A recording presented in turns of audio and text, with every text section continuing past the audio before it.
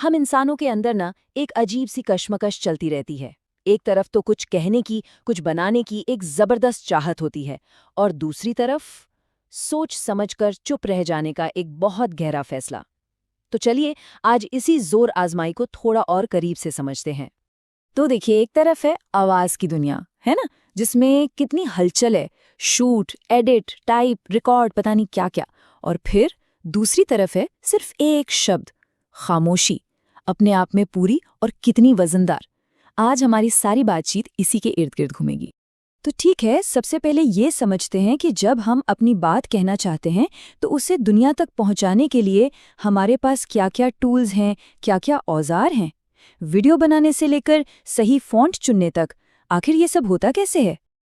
मान लीजिए कोई एक शायरी का वीडियो बनाना चाहता है, तो एक छोटे से आइडिया से एक कमाल के वीडियो तक का सफ़र कैसा होता है? सबसे पहले तो वीडियो शूट होता है, फिर वीएन एडिटर जैसे किसी ऐप में उसे एडिट किया जाता है, काटा छाटा जाता है, फिर उसमें इफ़ेक्ट्स और म्यूज़िक डाला जाता है, उसके बाद कलर ग्रेडिंग से उसे एक खास फील दी जाती है, और आखिर में जाकर वो हाई डेफिनेशन में एक्सपोर्ट होता है। मतलब ये सिर्फ टेक्निक का काम नहीं है, ये एक पूरी कला है। अच्छा, कभी सोचा है कि शब्दों की भी अपनी एक शक्ल, एक विजुअल आवाज होती है? इसी को टाइपोग्राफी कहते हैं। जैसे ये कुछ पॉपुलर हिंदी फॉन्ट्स हैं, पॉपिन्स और खंड, ये अक्सर सरकारी बैनरों पर दिखते हैं, है ना? तो उनसे एक सीरियस, ऑफिशियल वाली फील आती है। वहीं आर्या थोड़ा स्टाइलिश है, और कलम फॉन्ट को देखें तो ऐसा लगता है जैसे हाथ से लिखा हो। तो हर फॉन्ट एक अलग एहसास देता है। पर आवाज देने के इन सारे तरीकों के बावजूद एक और चॉइस है जो शायद इन सबसे ज्यादा पावरफुल है, और वो है चुप रहने का फैसला। तो सवाल यही उठता है कि भाई, जब कहने के इतने तरीके हैं, इतने टूल्स हैं, तो फिर हम कभी-कभी चुप क्यों रह जाते हैं? क्या वजह है उस खामोशी की? चलिए अब इस कहानी के दूसरे हिस्से में चलते हैं और इसी क्यों को समझते हैं। भारत में हाल ही में एक स्टडी हुई और उससे एक बड़ी दिलचस्प बात सामने आई। एक टर्म है इमोशनल साइलेंस, यानी भावनात्मक खामोशी। ये स्टडी बताती है कि ये सिर्फ चुप हो जाना नहीं है, नहीं, बल्कि जब हम कमजोर महसूस कर रहे होते हैं या किसी बात से सहमत नहीं होते, तो ये खुद को बचाने के लिए लिया गया एक सोचा समझा फैसला होता है।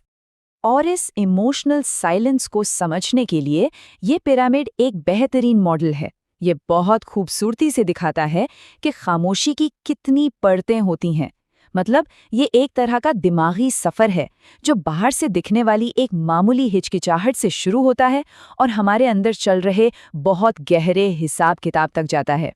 तो इस पिरामिड की हर लेयर, हर परत चुप रहने की एक और गहरी वजह को खोलती है। सबसे ऊपर है बस हिचकिचाना, थोड़ा पीछे हट जाना, फिर हम अपनी खामोशी को सही ठहराने लगते हैं। उसके नीचे आता है सबसे बड़ा डर कि लोग क्या सोचेंगे, और फिर ये डर कि कहीं हमारी अपनी पहचान को, हमारे सेल्फ इमेज को कोई खतरा तो नहीं। और सबसे नीचे है वो इमोशनल रिस्क, ये अंदाज़ा कि अगर हम बोल पड़े तो हमें क्या कीमत चुकानी पड़ सकती है। और इस स्टडी का डेटा देखिए, कितना साफ साफ बता रहा है। सबसे बड़ा ड्राइवर, सबसे बड़ी वजह जो लोगों को चुप कराती है, वो है फियर ऑफ परसेप्शन, यानी ये डर कि लोग हमारे बारे में क्या राय बनाएंगे। इसका स्कोर सबसे ज्यादा है 3.84, और ये नंबर R=0.69 ये और भी गहरी बात बताता है। ये दिखाता है कि लोगों का डर और हमारी अपनी पहचान का एहसास, ये दोनों चीज़ें एक दूसरे से बहुत मजबूती से जुड़ी हुई हैं। मतलब जब हमें लगता है ना कि समाज में हमारी इमेज को खतरा है, तो असल में हमें लगता है कि हमारी पूरी पहचान पर ही हमला हो रहा है। तो हमने खामोशी के पीछे का मनोविज्ञान तो समझा, पर वापस आते हैं आवाज पर। अपनी बात कहना सिर्फ टूल्स और सॉफ्टवेयर का खेल नहीं है, है ना? ये तो एहसास को सामने लाने की एक कला है, एक क्राफ्ट है, जिसे हम देखते भी हैं और सुनते भी हैं।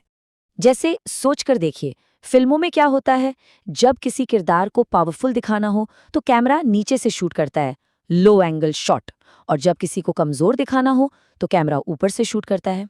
ये तो हुई देखने की बात। सुनने में भी यही होता है। किसी क्राइम स्क्रिप्ट में अगर आवाज गंभीर हो तो कहानी में अपने आप वजन आ जाता है।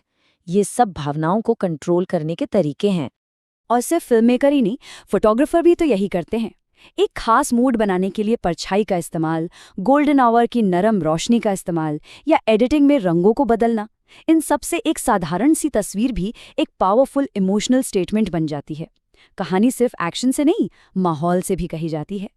तो अब तक हमने दो अलग अलग दुनिया देखी, एक तरफ आवाज की कला और दूसरी तरफ खामोशी का मनोविज्ञान। चलिए अब इन दोनों को एक साथ लाते हैं और देखते हैं कि भाषा के सबसे बड़े जादूगरों ने यानी शायरों ने खामोशी के बारे में क्या कहा है।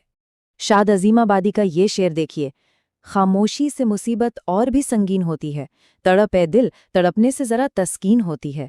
मतलब कभी कभी खामोशी जहर की तरह होती है, वो तकलीफ को कम नहीं करती बल्कि और बढ़ा देती है, और राहत तब मिलती है जब आवाज बाहर आती है। लेकिन खामोशी का एक दूसरा पहलू भी है। नातिक लखनवी कहते हैं, कह रहा है शोरे दरिया से समुंदर का सुकूत, जिसका जितना ज़र्फ है उतना ही वो खामोश है। क्या खूब कहा है। मतलब खामोशी ताकत की निशानी भी हो सकती है, गहराई की निशानी। जैसे शांत समंदर में शोर मचाती नदी से कई ज्यादा ताकत होती है। और फिर आते हैं जॉन एलिया, जो उस विरोधाभास, उस पैराडॉक्स की बात करते हैं जो शायद हम सब ने कभी ना कभी महसूस किया है। वो कहते हैं, मुस्तकिल बोलता ही रहता हूँ, कितना खामोश हूँ मैं अंदर से। मतलब बाहर से लगातार बोलते रहना और अंदर एक गहरी गहरी खामोशी का होना।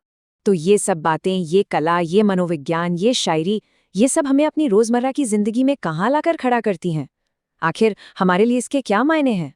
सच तो ये है कि बोलने या चुप रहने का फैसला एक लगातार चलने वाली बातचीत की तरह है। एक तरफ है अपनी बात कहने के टूल्स और दूसरी तरफ है ये डर कि लोग क्या सोचेंगे, और इन दोनों के बीच ये समझने की कला कि कब आवाज ज्यादा ताकतवर है और कब खामोशी। इसका कोई एक सही जवाब नहीं है, ये हर किसी के लिए एक बहुत ही पर्सनल बैलेंस है, अपनी क्रिएटिविटी और अपनी सेफ्टी की जरूरत के बीच। ये एक ऐसा चुनाव है जो हर कोई हर रोज जाने या अनजाने में करता है, और शायद इसी चुनाव को समझना इंसान होने के तजुर्बे को समझने जैसा है।